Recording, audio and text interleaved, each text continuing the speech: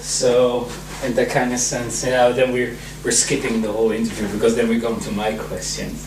That's third question.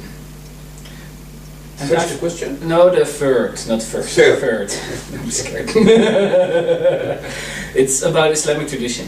What is from the whole Islamic tradition, which of course is huge, is 1400 years accumulated traditions, knowledge, beliefs, everything. Which part intrigues you the most? I think I already know the answer because you already gave it a little bit. But what's the tradition, part of the Islamic culture, civilization that intrigues you the most? But you feel most connected with?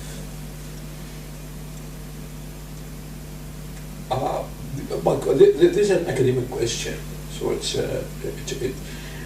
we cannot answer the question of academic question on the same way we answer the question about faith. These are different areas. Okay, Islamic tradition for me has the same, should enjoy the same importance. I cannot take part of Islamic tradition to say this is what intrigues me, what I enjoy more. It's not enjoyment. We should study all this tradition in all its varieties of expression, and in order to uncover the multi-worldly view that developed in the history of Islam, and in multi-world views with S that developed in Western. So we should look into all this tradition as important. For example, I don't, because I admire rationalism or the Mu'tazila or Ibn Rushd, I should not exclude Ibn Taymiyyah and Muhammad ibn Abdul Wahhab and Muhammad, because in this case I'm not a scholar. I am an ideologist. Exactly. Okay. I don't like to see myself as a scholar, making about what I prefer. This is not the case. That's why the Quranist position, in my view, is not an academic position. It's not a position of knowledge.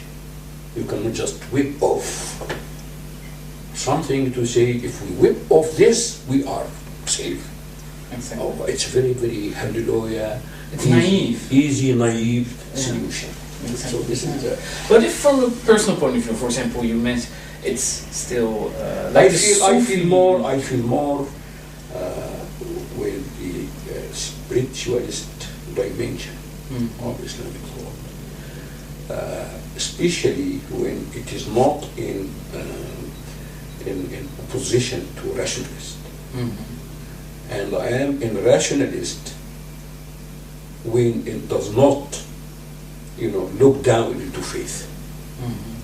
Okay, so this is what makes me able to see in Andalus context, as you mentioned before. For example, you have Ibn Arabi, you have Ibn Tufayl, you have Ibn Rushd, okay, and you have all this kind of tradition, inclusive, not exclusive tradition, because this was also the culture of Andalus. Qurtubi, Tustari, they all came from there. Yeah. So it has to do with the environment. So as much as I encourage my student to study, Sufism, I encourage him to study rationalism.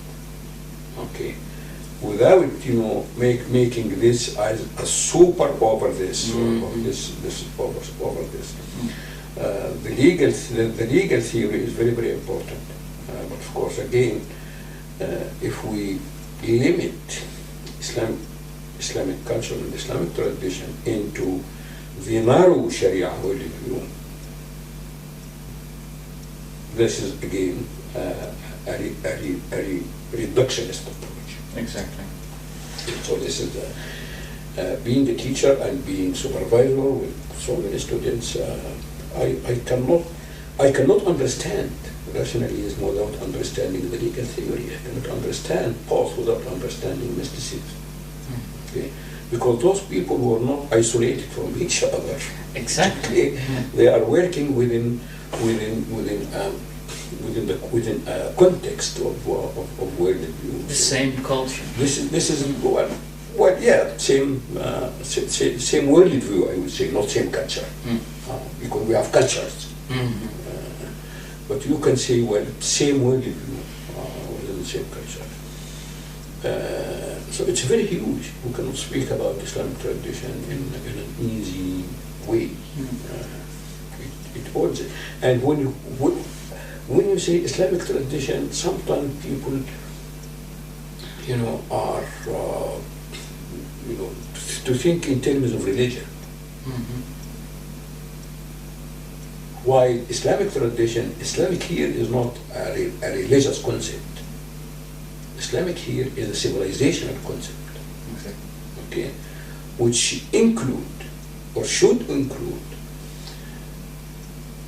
non-Muslims' contribution, whether it is art, whether it is architecture, whether it is poetry, whether it is theology.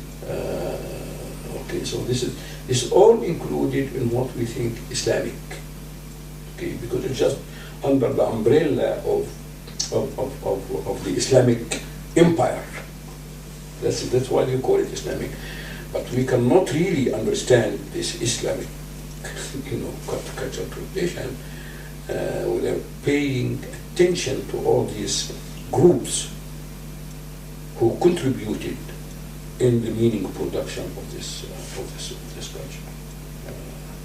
Whether we speak about the Jews, I speak about Christians, I speak about atheists, Gnostics.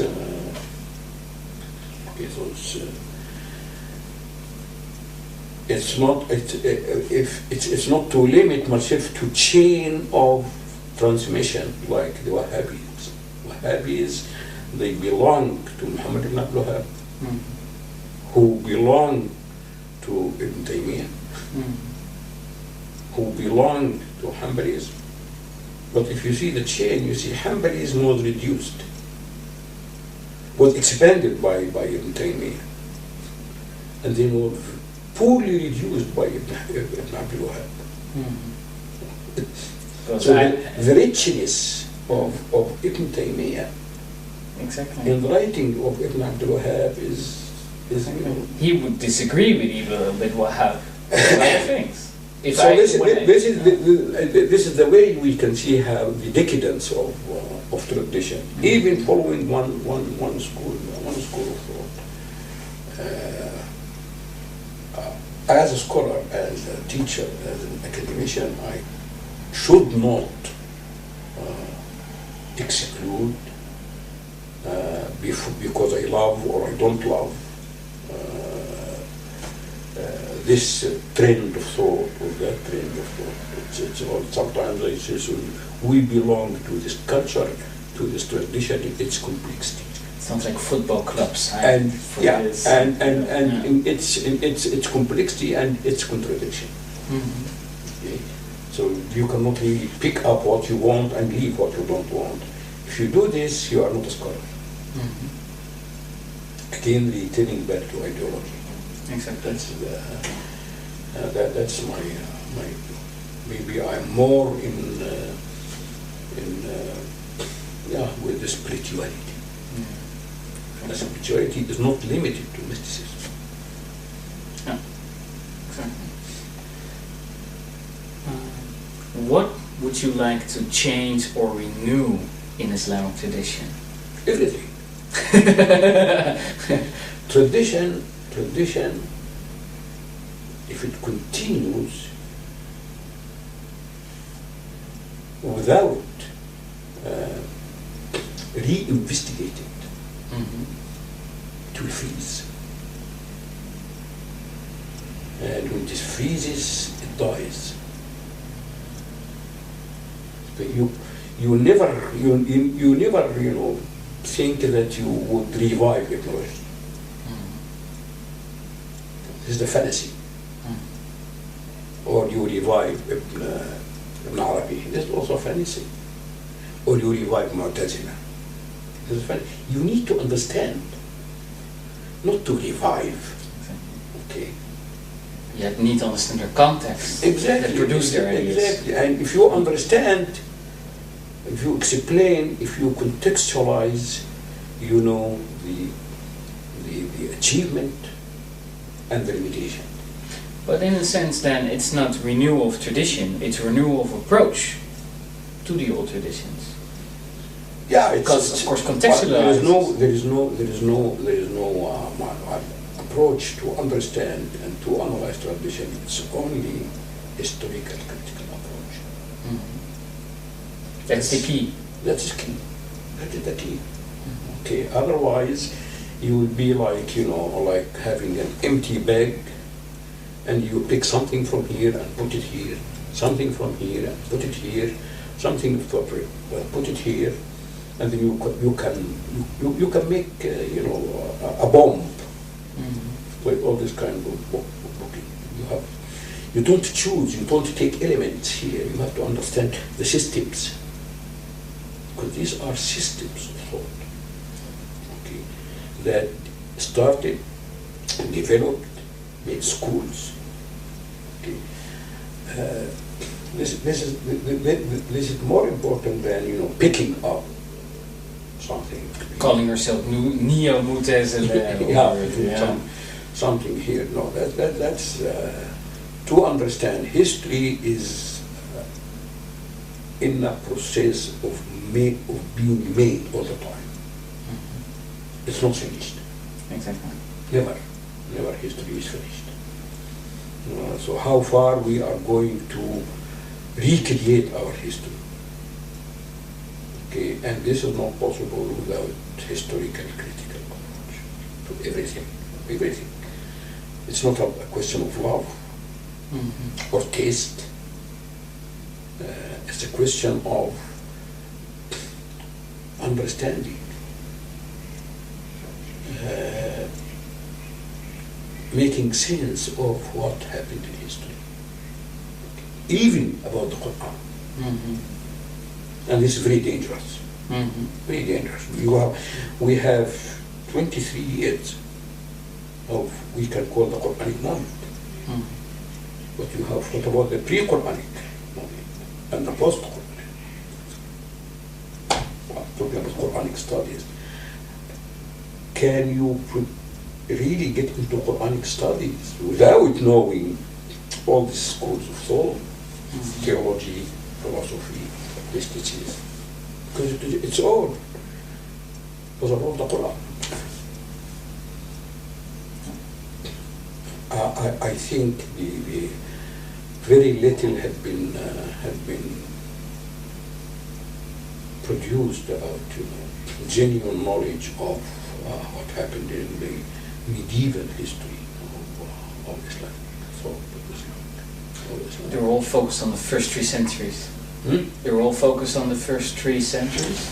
No, it's not the first 3 centuries. It should be from the 1st century until now, and it should be not limited to only a geographical area. But there is a lot of work that has been done. The encyclopedias are tremendous work produced about that. Encyclopedia of Islam, third edition now is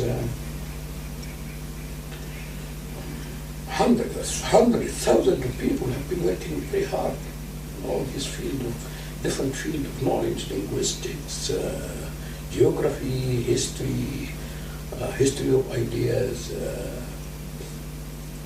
So there are already something that has been done. And it's not the encyclopedia of the Quran. It's a very, very important source about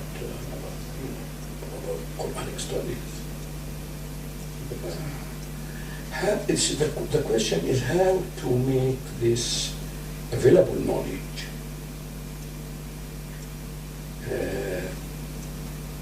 the database for education. Okay. This is the real challenge. This is the real challenge.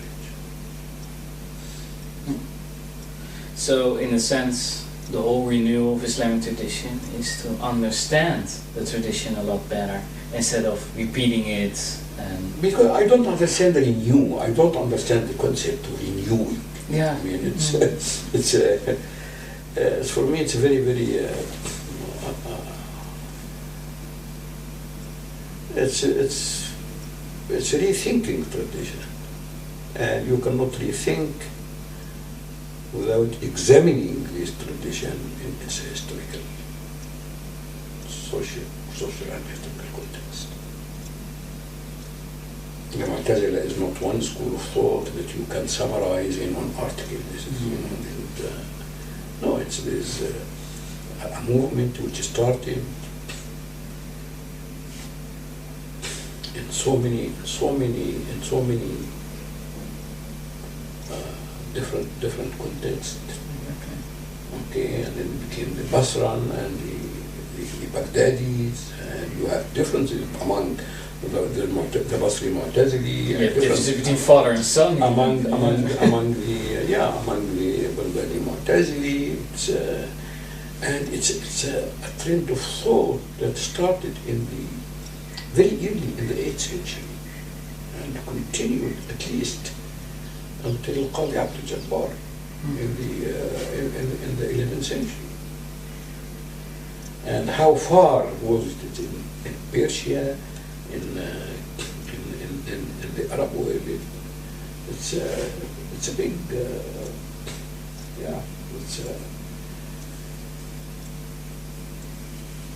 You have to understand it not only in the school of thought, but in the civilization. yes. How it was part of the And in the civilization. relationship between this trend of thought and the other trends of thought, how much they influence it and how much they influence it. For example, the Mu'tazila influenced, for example, the Jewish Karaite school. Yeah, but extremely.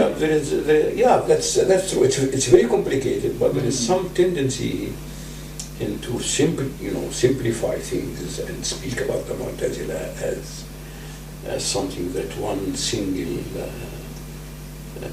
single school of thought, or just a few individuals. which is not true, and the conflict with the political authority. It's The Minha. it's a very complicated, very complicated. Of the Christian tradition, what is the thing that most appeal you? What's most appealing to the Christian tradition? And of course, it's a really wide question because you can ask me again. You mean the Catholic or the Protestant or the Eastern or Christian Church? Well, I'm more interested in the early Christianity in Arabia. The Egyptian, for example, the Egyptian schools, because a lot of Christianity developed in Egypt. Well, I'm talking about Arabia, specifically Arabia, because this is what have its imprint on the Quran and on early Muslim community, and we don't know. Exactly. We don't know. So that's why I'm interested in the early polemic debate that exists in the Quran. Exactly. Okay, this is the Quran is sometimes making refutation to certain Christian. Jacobites, Nestorians. We don't know. No, I cannot really tell if it's Jacobite or Exactly, something yeah. because we don't have the information. So how this might be for Muslims it might be like blasphemy. So I cannot understand the Quran without understanding pre-Quranic Christianity. But that's of course because the Quran is a discourse with the community. Exactly, and at the same time also the Jewish, pre-Islamic Jewish tradition, which we have very, very little information about. Okay. Not only Christian and Jewish, but Iranian tradition. Menachieism, The Zoroastrian. Zoroastrianism. The Magi. So because these are existing traditions that affected at least southern Arabia. Yemen. And this conflict between the Persians and the Romans, Exactly. who would control South Arabia and therefore get control of the trade road. From Ethiopia to India. Yeah. Exactly. I mean, it's so I'm interested in this because this would give me a better explanation of some ambiguous passages Exactly. in the Quran. To understand the discourse better. Yeah, and how far this dispute between early Christian of Damascus, like John of Damascus and others, with the early Mu'tazila, Exactly. how it contributed to the emergence of Islamic theology, and even affected the way Islamic theology started to think what kind of questions and why. Why, for example, the issue of the Quran was so strong in the Quran created or not created? Because it's a Christian question. Exactly. About Jesus. Yeah. About Exactly. Jesus. Yeah. Creative. So even when we speak about Islamic tradition, we cannot understand the emergence of Islamic tradition without understanding the context of pre-Islamic tradition in Damascus at the beginning, first in South Arabia. So your interest mainly for Christian tradition is from an Islamic perspective. So it's the scholar talking here now. Yes, Yeah. It's from it's the scholar. Of course, this is a very scholarly question I'm dealing with. Because affinity with Christianity is basically affinity with the Coptic Muslims. So this is the personal,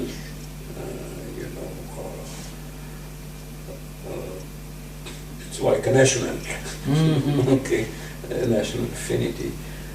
I have a lot to say to the Muslim Copts, Egyptian Copts, even who are living here in the Netherlands, because there is at least more than 4 Coptic churches here in the Netherlands. For other questions, well, I am interested in the history of Reformation. Enlightenment. Before Enlightenment, Yeah, of course. it was Reformation. And how far this Reformation is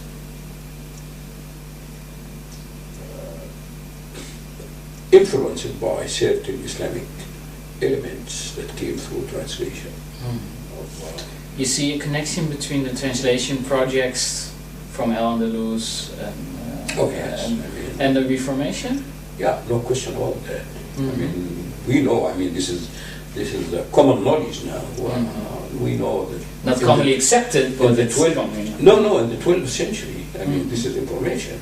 In the 12th century, there was the Averroist and the anti-Averroist in Paris and in London and everywhere. So it's immediately, I mean, Ibn Rushd died 1198. So at the end of the 12th century, so immediately in the 13th century, his work had been already translated into Latin. So this is my interest on this kind of confrontation and intercultural connection between the Muslim world and the Christian world, before Islam and after Islam. Yeah, because in the second question to comment, what do you like to change or renew in Christian tradition? But in a sense, you already are focusing on that, on on a part of Christian history that was that is the renewal of Christian tradition itself. Yeah. Huh. Yeah.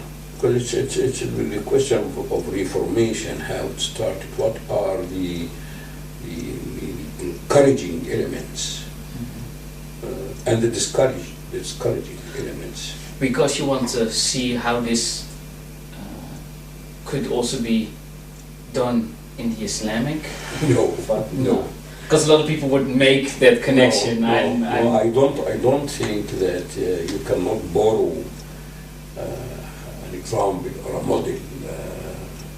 We are talking about in the 19th century. We are talking about the 15th, 16th century. We are living in the 21st century. We are talking about different traditions. I mean, historically, they have been articulated differently. We are talking about Europe in the 16th century. And we are in the 21st century. We are talking about an era which, Christendom and Islam were still separated identity. Now it's, it's a fused, global. Exactly. So I cannot think of, having, this question that was developed in the 16th century to say, I can make use of it. No, that's not possible. But to understand history is to get into how different elements were. So it's not, because I don't think that history repeats itself. Yeah. We have more complicated questions to deal with than Martin Luther. Okay. Martin Luther was, the challenge of the Ottoman at that time. Okay. The world now is more complicated than it was in the 16th century. And I'm not a person to make, a project like that. I mean, it's too big to claim that, I'm trying to add, all my writing, all my effort just to add a very small piece into what I hope to be the future project of reforming Islamic thought. But it's a project that needs not only Muslims to be involved in. The world. Because Islam is not the business of Muslim alone now. And that's why the Encyclopedia of Islam is produced by scholars who belong to the cultures of the world. Exactly. The Encyclopedia of the Quran is produced by scholars who belong to this universal, international academic community. Because it's interesting that a lot of times that, of course, the accusation coming from Muslim scholars living in the Muslim world, like, the only so-called intellectuals are only on Western universities, like they try to call it, non-Muslim universities. Yeah. We have not to see this as something of defame or something like that. It shouldn't be. But this again, this kind of reductionist approach to identity. That that Islamic thought should be done by Muslims, which really it's funny. And sometimes when they say Muslims, they have in mind Arabs, as while the Arabs became the minority Muslim now in the world. So sometimes all these, old fashioned concept has to be cleared out. Okay. Not the Arabs, Muslims, not only Muslims. There are so many wonderful scholars, Quranic scholars, who are not Muslims at all. Okay. The challenge for Islamic reformation is a double challenge now, that Muslims, whatever they are, have to accept the fact that Islam is not anymore the business of Muslims. It's the study of humanity. It's exactly. And in a sense, that's what Because they want. It's affecting the entire world. But that's what they want. But they don't see that it's not on their terms. Yeah, because they don't want to learn. Because also, they don't want to learn? yeah, they don't want to learn from other people who are not Muslims, but who are well-versed in knowledge about, about Islamic history, about Islamic texts, about Islamic theology. Okay. Sometimes you feel intimidated because you know that someone there know more than you know. That's also why a lot of times when you have great non-Muslim scholars, like Izutsu, for example, they try to make him Muslim. You see a lot of times now they like, no, Izutsu was Muslim. You see that very much they have this kind of things. I mean, this was done for Van Corin's way. So many, especially so many Dutch Muslims, and they would say, well, he's converted to Islam secretly. Yeah, they always like Goldzijer, Schacht. Jozef Schacht. They try to do the same thing. So this is again something. There are so many great scholars in the world. The conference I'm planning for my farewell retirement next July.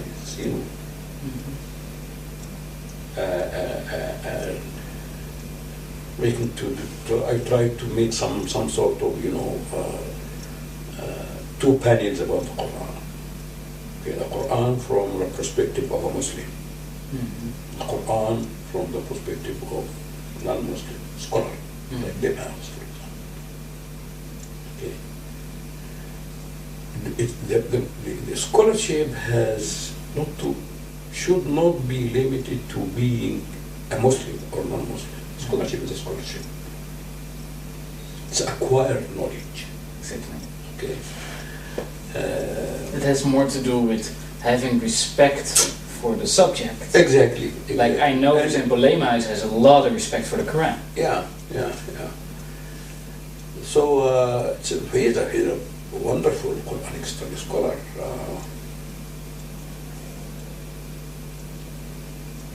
That's what I mean. What I mean when I say Quran, the Islamic study is not the business of Muslims alone.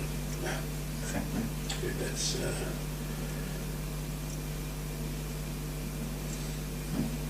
interesting. The last questions. These are about the multi-religious society, pluralism. There's a preacher, a Christian reverend. He said lately that Islam is a blessing for Christianity in Holland because Muslims challenge Christians to think about their faith more, how they practice it, how they think about it. I wonder if this is true. Yeah, in a sense, I think it's more. He tried to tell Christians something they probably didn't realize themselves. I think multiculturalism, multi-religious society. I think this should be taken as really blessing. Because if something, religion or a culture or a system of thought is not able to take and give, it freezes, dies. Whether we are talking about, Christianity or Islam or talking about Western values or Eastern values or whatever values we think they are connected to the West or to Islam or whatever. I mean, sometimes, just to give this very naive example, imagine what would be Islam if the Arabs did not venture to establish their own empire. Mm-hmm. If the Arabs did not go outside Arabia, what kind of Islam you would imagine could be developed with these boundaries? Mm-hmm. Just in the Hijaz, just in the Hijaz, yes. Wahhabis. Yeah. Without the name. Mm-hmm. Exactly. Bedouin. Close-minded, because their world was closed. Yeah, Bedouin. Well, even at that time, it was not closed for the people in Hijaz. It was not closed. But the Quran is a great example that it was not closed at that time. رحلة الشتاء والصيف. أصحاب الأخدود. Okay. غلبت الروم في أقصى الأرض. So these are references to something that happened before the Quran or immediately or during the Quran. The conflict between the Byzantine and on Jerusalem, etc., etc.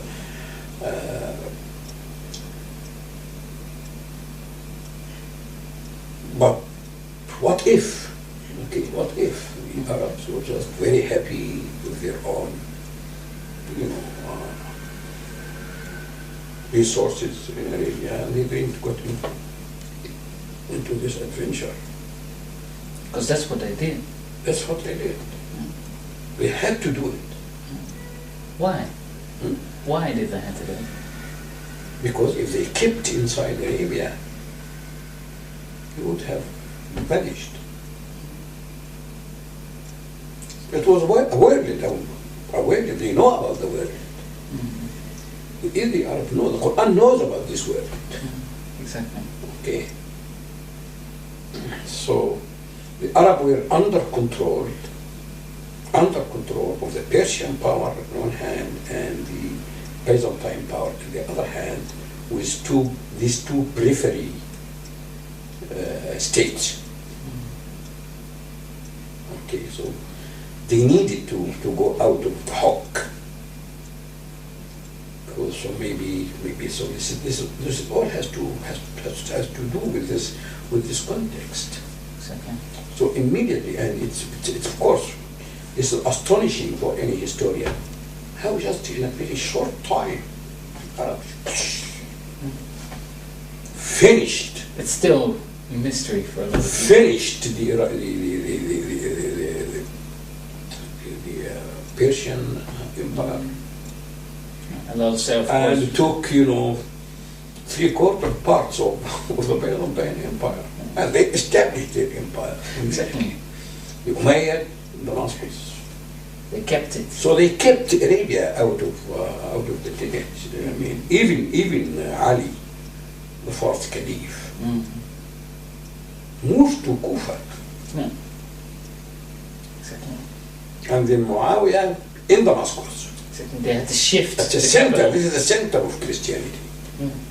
Okay. And then the Abbasid in Baghdad. So this is what kind of Islam, what seeds of Islam those Arabs carried with them to the world. Nothing. Nothing, just a very simple form of faith, ritualities. But no big culture. Exactly. Bedouin culture, that's what they knew. Exactly. Yeah. So when they were in Syria or in Egypt, they didn't know what to do with this. They were impressed by From that. Baghdad, they impressed. But he kept everything in the hand of the local people. Everything. Exactly. That's also what I love about the stories is a lot of the times when foreign ambassadors came to visit the Muslims in Medina, they're like, where's your Khalif? Because they expected a throne, so they had to, Omar was sitting among the people, they had to point him out for the ambassador. This is tribal society. Exactly. Yeah, yeah. So it has also... So anyway, I mean, when we speak about Islam, we should be very careful about that, But without this adventure, the Islam we are talking about now did not exist. What existed is a very, very simple, primitive form of religiosity. The Arab who just made this adventure were not really, sophisticated. Yeah. No, they're real. I mean, it was a worldly adventure. Shall we start from here to demystify the history of Islam, the history of, because it's full of mystification. Those people carried Islam with them, and with Islam they conquered the world. We made it to salvational history. This is not true. Exactly. This is not true. They were far more simple than... They have to learn, and they were very, very clever to know the limitation of their experience. Exactly. I think they're more aware of their own limitations. Of course. Well, a lot of Muslims now want to make them like limitless in their knowledge and powers and... Well, of course, all these methods were created later. But this is the way it is. So when you speak about the adventure, we should speak about the Arabs. Because this was a project of the Arabs of Arabia. But when we go back to the idea of a multi-religious society... Well, I spoke about this we should look at it as a richness. Exactly. Yeah. And that's why you connected with the challenge that the Arabs had. Exactly.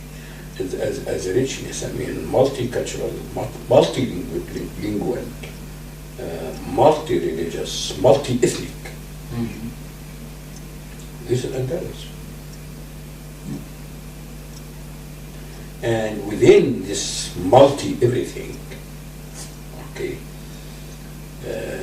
everything flourish. It's it's like you having a garden with all kinds of roses. So they grow together. This should be how we think about the future of the Dutch society, or any European, or any European. Or the world even. The world even. So this is it's a phenomenon that need to be recognized, appreciated, and cultivated.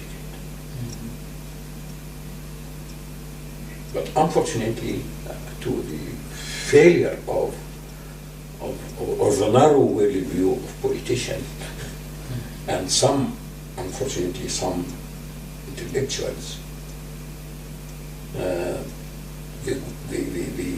they are not able to get the best of this situation.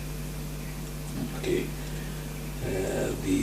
so the question of identity became like a poison,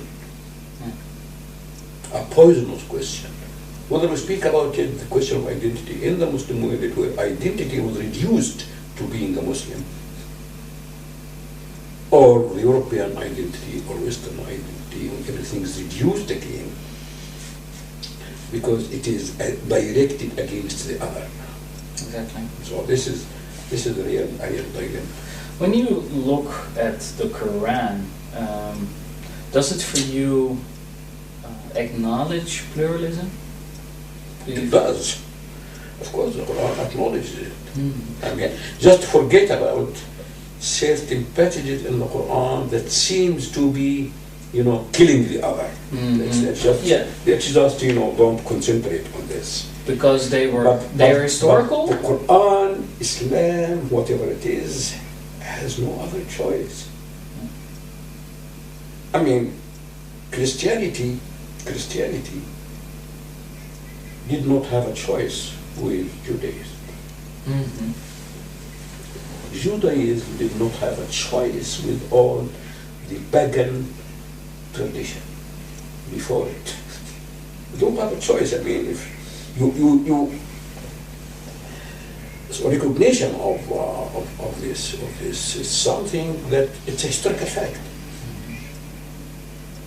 I mean, it's not that Islam is better. I just leave it this way.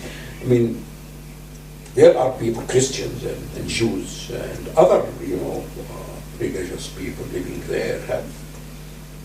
They're going to kill them. No, that's so recognizing of reality, and this is the richness, and the Quran is a rich horizon of all the available knowledge, all the available tradition, all the available narrative that goes even earlier than Judaism.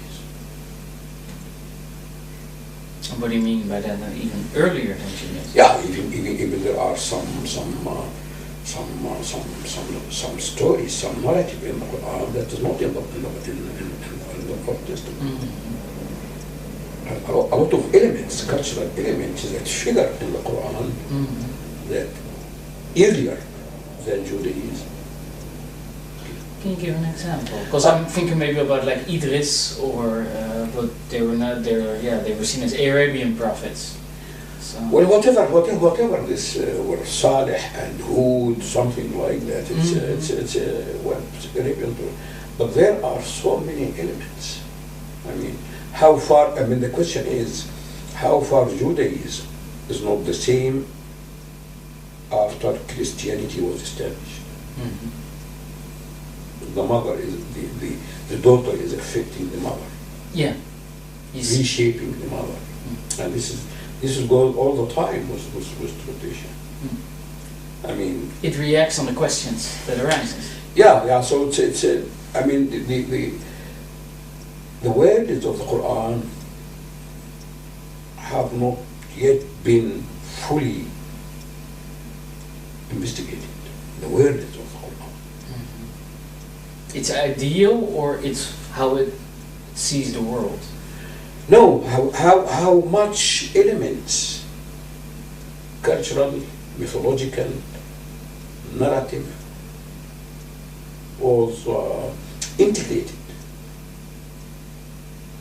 into the Quran, that you assume that as long as it was integrated, it was known to the Arabs in the 7th century.